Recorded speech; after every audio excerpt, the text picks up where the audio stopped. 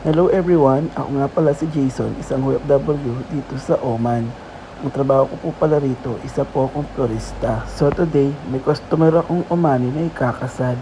Gusto niya magpagawa ng isang sasakyan. Ay, What? hindi pala ako mekaniko. Sorry, mali. So ngayon, gusto niya pala magpagawa ng isang bridal car. So tara, samahan niyo ako at panoorin kung paano ako mag-decorate ng isang bridal car na ikakasal ng Arabo. At saka pala mga kabiglaan, ang napili ng kulay ng ating customer ay kulay pula. Aha! Tara, panoorin niyo ako hanggang matapos ko itong decoration ng bridal car na ito.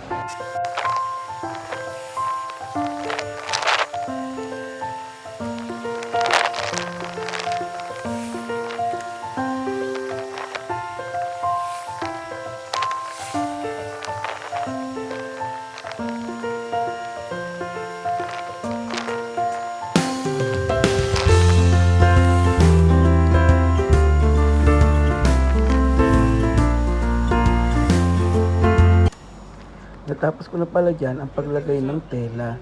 So ngayon naman, lalagyan natin siya ng isang floral foam. Ang floral foam na yan, dyan po pala natin ilalagay ang ating flower arrangement. Nagpatulong na po ako sa kanya. Hindi ko siya mapantay.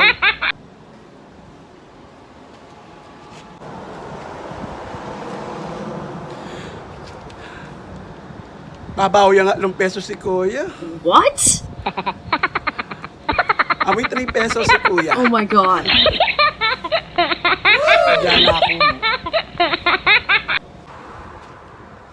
Si Shukran. Si Shukran hada camera. Si Shukran hada camera.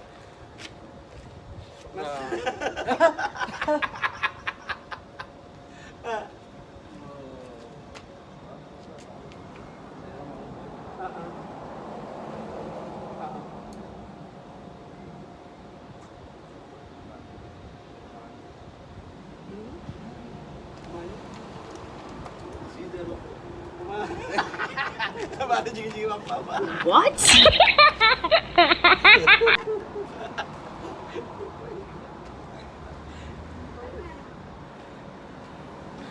So ayun po, may chinismis lang po siya ng konti. Aha! Kagabi daw may nakita siya dito. Nakaparada. May nakita siya. Isang lokal daw po rito. Tsaka may kasamang babae. Hindi ko na sasabihin kung ano nationality. Alam niyo na kung ano nationality yun. Yung babae. Nakita niya daw sa loob ng sasakyan. Ayun daw, may something na happiness na ginagawa sa loob ng sasakyan.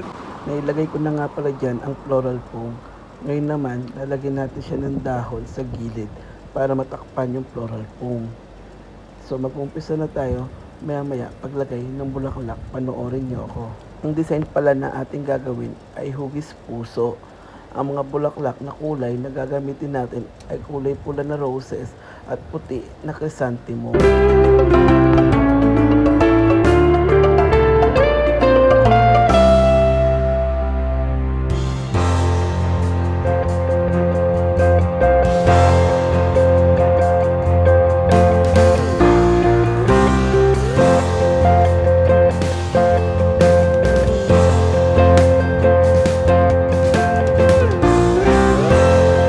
Mga kabiglaan ang ating ginawa na design na hugis puso. Wow! So ngayon naman, lalagyan din natin siya ng design dito sa taas ng sasakyan para maging maganda siya at maging social tignan. Wow.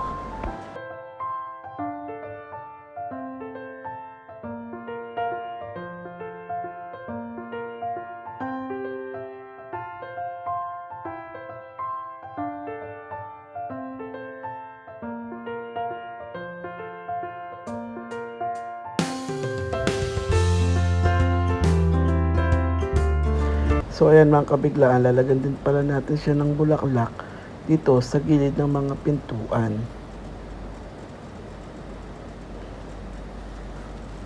Tsaka pala, may bigla nga pala sumilip sa ating video na dumadaan. Pero hindi ko po siya kakilala. Nagulat na lamang ako. Taga-Egypt nga pala yung napadaan na sumulyap sa What? ating video. At saka pala mga kabiglaan, malapit na tayong matapos sa ating bridal car arrangement. Wow!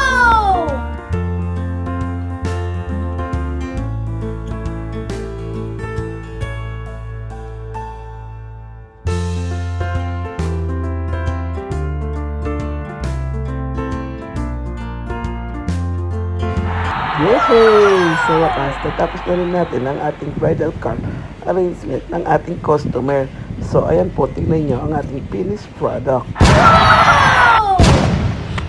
Sana mang kabiglaan may natutunan kayo kung paano gumawa at mag-decorate ng ating bridal car arrangement. Maraming salamat po sa panonood ng aking video. Hanggang sa muli. See you for my next video. Bye-bye!